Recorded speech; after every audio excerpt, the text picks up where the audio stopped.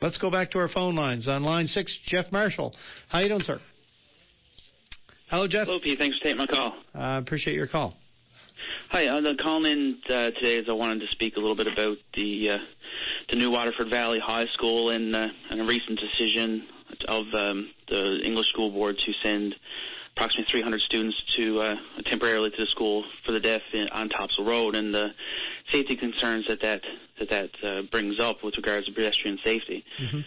The new Waterford Valley High School is just a very large, beautiful new school, but with 900 students and then an additional 300 coming in September, then we've got a situation where there's upwards of 1,200 students going to be on the corner of one of the busiest intersections in the city.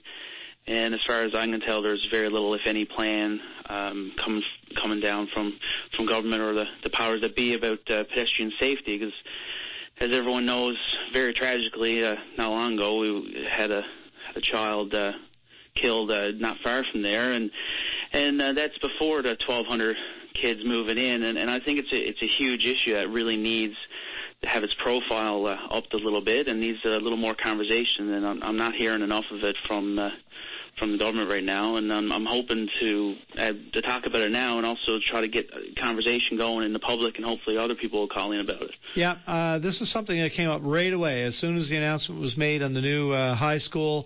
I tell you who it was first, in my estimation at least, was Walter Harding. Was on saying, okay, we're going to have an awful lot of kids. They're all going to be crossing the very busy street to the mall at lunchtime and whenever, and there's going to be a problem there for. I remember having the minister responsible, Danny Crummell, on saying that we're going to make sure that there are good crosswalks with lighting and all that sort of thing, but no over or underpasses required.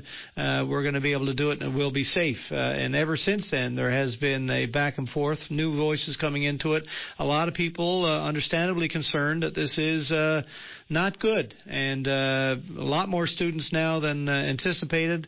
The street is certainly not getting... if anything, it's getting more busy, more traffic, and it has to be considered well in advance. And this, even if we started now, it's not really well in advance, is it? No, not at all. I mean, the school's slated to open in September, along with the extra temporary students. But I mean, the 300 students just, I guess, puts a little bit of an emphasis on the problem. But I mean, it's still a very large school being built there, and on a permanent basis, there's going to be nearly 1,000 people going to school there, plus staff and other people going in and out, parents and whatnot. So it's going to be a very high traffic area, and on the other end of Topsail Road, in CBS and Paradise is developing more and more all the time. Kilbride has a lot of development there, and so like you alluded to just a second ago, that intersection extremely busy right now, only going to get busier, and I think that having some sort of pedway similar to what's on Prince Philip Drive by Munn there, I think is a smart way to go. I really think that if you really try to picture 1,200 students coming and going, in addition to buses, parents, teachers, staff. I mean, in addition to the traffic that's already there right now, I think that it's not hard to see how serious of an issue this could potentially be. Yeah, even then, you're going to have to force students to use it, of course, by putting fences down the center of the thoroughfare so that they can't make the dash across, because you know what we're like. Not just young people are all looking for the easiest path. And those I don't know if those and there are several of them going across Prince Philip Drive right now. I don't know if they'd be used if there was an option for going straight across. So I think it's inevitable. I can't imagine another way around it. I hope it doesn't take a tragedy to make that perfectly clear. Oh, we cannot let it get there. I'm really glad you brought up the barricades, because again, like you said, it's not just younger people. It's human nature to take the path of least resistance, I guess. I don't want to climb stairs and get up high and go across and then have to come down. That's going to take, 30, 40 seconds more out of my day.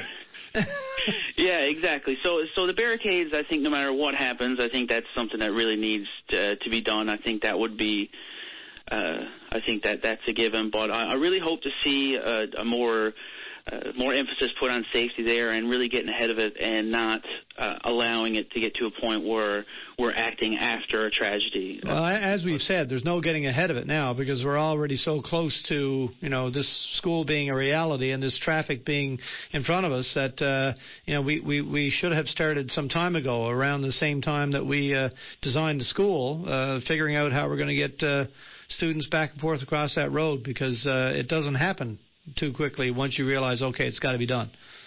Yeah, and I'd encourage everyone who's concerned, anyone with family or friends that are going to be working or going to school there, or just concerned citizens in general. I encourage everyone to contact their MHAs and their school councils, and because I know the school council, I've spoken to members of the school council, they're very concerned, and I share that concern. I know that this is something that's being lobbied for very, very heavily, and I hope to help out in that effort. But we really can't overstate the importance of safety in this extremely busy intersection that I think is dangerous at the best of times, even now before the school goes in. So yeah, I think you're only saying out loud and on air what a lot of people are thinking and having private conversations about. I think there's a growing understanding that this is not an option. It's a must, and I think it'll happen. I just wonder how long it's going to take. Yeah, well, let's keep the pressure up and keep it in the forefront, and I really appreciate you giving me the opportunity to do that here today. Appreciate your call. Thank you.